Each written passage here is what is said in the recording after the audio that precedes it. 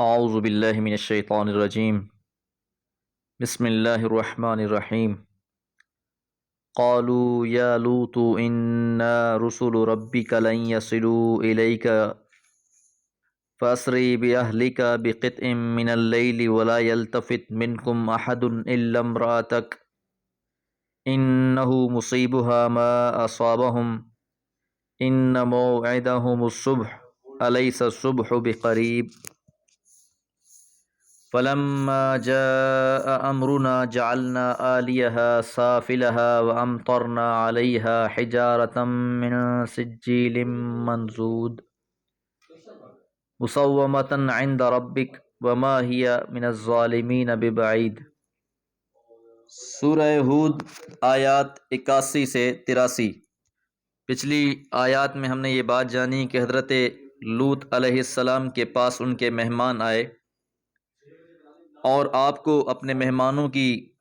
فکر لاحق ہوئی، اور جب یہ فکر انتہا کو پہنچی تو آنے والے مہمانوں نے خود یہ بات کہی۔ قالو، انہوں نے کہا، یا لوط، اے لوط علیہ السلام، ان رسل ربک، یقیناً ہم آپ کے رب کے بھیجے ہوئے ہیں، لن یصلوا، ہرگز نہیں وہ پہنچیں گے، الیک، آپ کی طرف، کہ جس بات کی آپ کو فکر ہو رہی ہے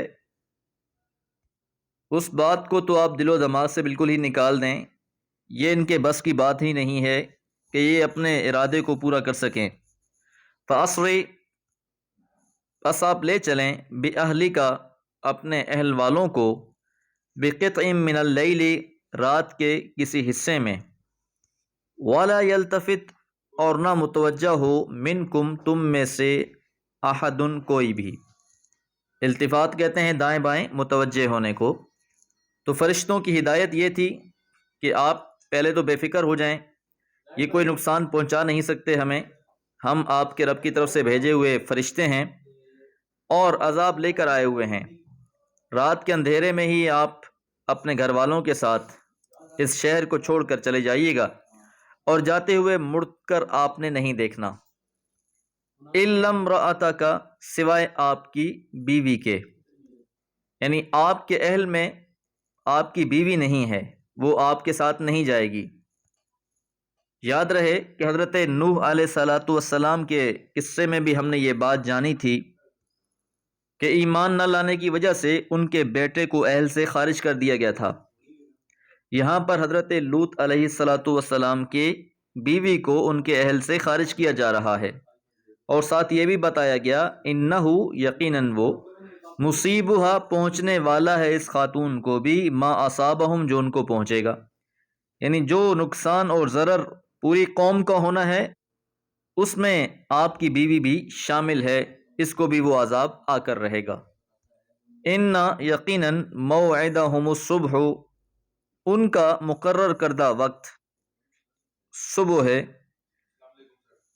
الیس الصبح بقریب، اور کیا صبح قریب نہیں ہے؟ فلما، پس جب، جاء، آیا، امرنا، ہمارا عذاب، جعلنا عالیہا سافلہا، ہم نے اس کو تل پٹ کر دیا، اوپر کے حصے کو نیچے، نیچے کے حصے کو اوپر کر دیا۔ روایات میں آتا ہے کہ فرشتے نے اس بستی کو، جو سدوم کے نام سے مشہور تھی، 4 لاکھ لوگ اس میں آباد تھے، اسے زمین سے اٹھا کر اوپر لے جایا گیا، اور اس طریقے سے لے جایا گیا کہ کسی کو کان و کان خبر نہیں ہوئی، یہاں تک کہ حدیث مبارکہ میں آتا ہے کہ کتوں اور مرغوں کی آواز آسمان کے فرشتوں نے سنی، اور پھر اس کو اوندھا کر کے زمین پر دے مارا گیا، اور پھر اسی پر بس نہیں، وَأَمْطَرْنَا، اور ہم نے بارش کر دی، علیہا، اس بستی پر، حجارتن، پتھروں کی، من سجیل، پختہ۔ سجیل کے لیے لفظ مفسرین نے 3 استعمال کیا ہے کہ ایسے پتھر جنہیں مٹی سے پکا کر پختہ کر دیا گیا ہو۔ منضود، تہبت، یعنی یہ مسلسل چلتی رہی، اور جو لوگ اس بستی سے کہیں گئے ہوئے تھے ان سب کو بھی ان پتھروں سے ہلاک کر دیا گیا۔ مسومتن، نشان زدہ تھے، نشان لگے ہوئے تھے عند ربک، تیرے رب کے پاس۔ اللہ کی طرف سے یہ پتھر پہلے ہی مقرر کر دیے گئے تھے کہ ان پتھروں کے ساتھ اس قوم پر عذاب لانا ہے، اور ہر ایک کی ہلاکت اس سے ہونے والی تھی۔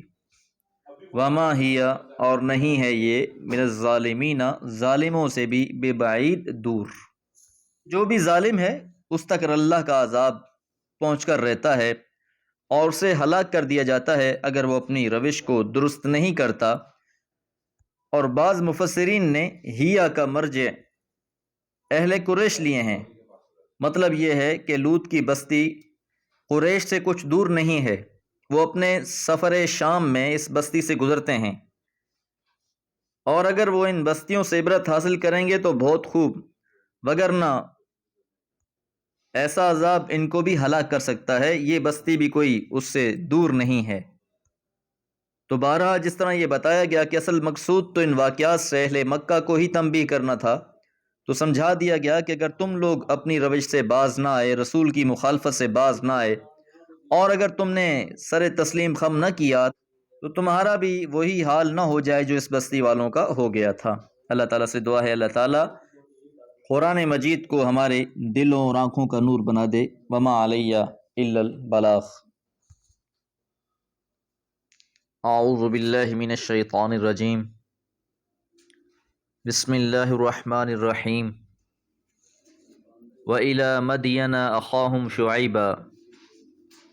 قَالَ يَا قَوْمِ اعْبُدُوا اللَّهَ مَا لَكُمْ مِنْ إِلَٰهٍ غَيْرُهُ وَلَا تَنقُصُوا الْمِكْيَالَ وَالْمِيزَانَ إِنِّي أَرَاكُمْ بِخَيْرٍ وَإِنِّي أَخَافُ عَلَيْكُمْ عَذَابَ يَوْمٍ مُحِيطٍ وَيَا قَوْمِ أَوْفُوا الْمِكْيَالَ وَالْمِيزَانَ بِالْقِسْطِ وَلَا تَبْخَسُوا النَّاسَ أَشْيَاءَهُمْ وَلَا تَعْثَوْا فِي الْأَرْضِ مُفْسِدِينَ۔ سورہ ہود آیات 84 اور 85۔ وَإِلَى مَدْيَنَ أَخَاهُمْ شُعَيْب، اور مدین کی طرف ان کے بھائی شعیب علیہ السلام۔ اس بات کی وضاحت پہلے بھی ہو چکی کہ اللہ تعالیٰ نے ہر قوم کے اندر انہی میں سے ایک رسول بنا کر مبعوث فرمایا تاکہ لوگوں کو بات سمجھانے میں آسانی ہو۔ تو مدین میں حضرت شعیب علیہ السلام کو نبوت اور بعثت عطا ہوئی، اور آپ کا تعلق بھی مدین ہی سے تھا۔ قال، آپ نے اپنی قوم سے کہا، یا قومی، اے میری قوم، اعبد اللہ، اللہ کی عبادت کرو، ما لکم، نہیں ہے تمہارے لیے، من الہ، کوئی بھی معبود، غیرہ، اس کے سوا۔ تسلسل کے ساتھ ہم یہ بات پڑھتے آ رہے ہیں کہ تمام انبیاء کی دعوت کا بنیادی نقطہ توحید، اللہ کی وحدانیت تھا، کیونکہ توحید ایک ایسی بنیادی چیز ہے کہ اگر انسان اللہ کو ایک مان لیتا ہے حقیقی طور پر، تو پھر اس کے بہت سے معاملات سدھر جاتے ہیں، بہت سے مسائل حل ہو جاتے ہیں، وہ ایک سیدھے راستے پر چل پڑتا ہے۔ اور اس کے برعکس اگر کوئی شخص شرک میں مبتلا ہو جائے تو پھر اس کے بعد وہ جتنی بھی کوششیں کرتا رہے، وہ صراط مستقیم سے ہٹا ہوا ہے، اس کی کوششیں، اس کی محنتیں اس کو منزل مقصود تک نہیں پہنچا سکتی۔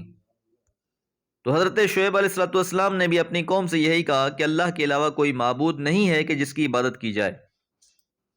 اور اس کے بعد جو دوسری بات آپ نے کہی، وَلَا تَنْقُصُوا الْمِكْيَالَ وَالْمِيزَانَ، کہ ناپ اور تول میں کمی نہ کرو۔ تو حضرت شعیب علیہ السلام نے اپنی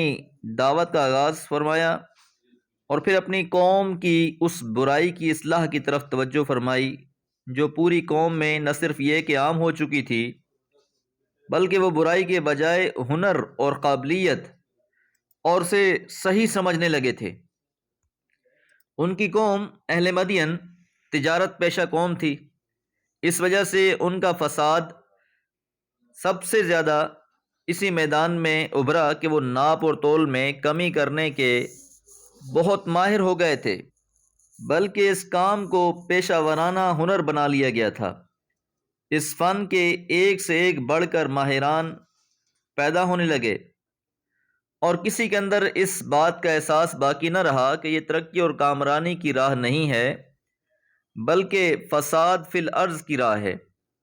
تو حضرت شعیب علیہ السلام نے یہ دعوت دی کہ تم یہ کام نہ کرو، ناپ تول میں کمی نہ کرو،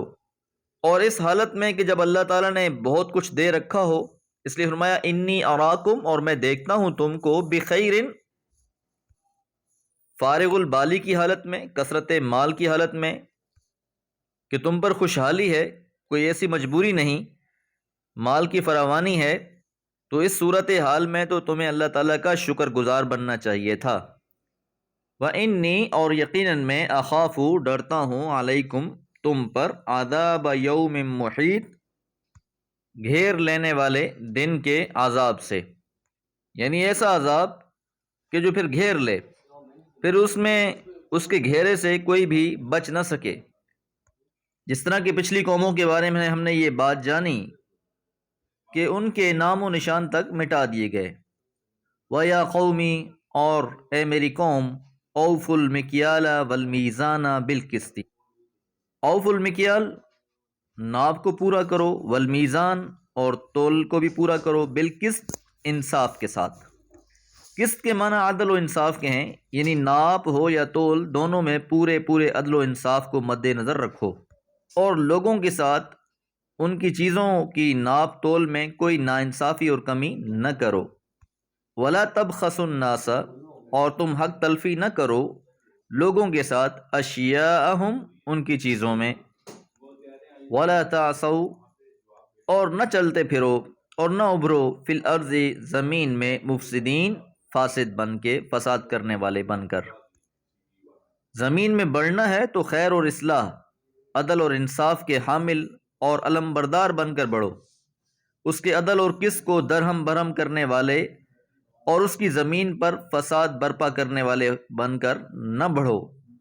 کیونکہ اس طرح کی بڑھوتری، اس طرح کا اضافہ خالق اور مالک ہرگز قبول نہیں کرتا۔ وہ اس کو پسند نہیں کرتا کہ کسی کے ساتھ ناانصافی کر کے، ظلم کر کے اپنے مال کو بڑھا لیا جائے۔ اگر تم کسی کے ساتھ ناانصافی کر کے اسے اپنی ہنر یا پیشہ ورانہ مہارت سمجھتے ہو تو اس میں تمہاری بہت بڑی غلطی ہے۔ قوم میں جو خامی تھی اس کی طرف حضرت شعیب علیہ السلام نے کھل کر یہ بات سمجھانے کی کوشش کی تاکہ وہ اپنی اس حرکت سے باز آ جائیں۔ اللہ تعالیٰ سے دعا ہے اللہ تعالیٰ ہمیں بھی لین دین کے معاملات کو عدل و انصاف سے کرنے کی توفیق عطا فرمائے۔ وما علیہ الا البلاغ۔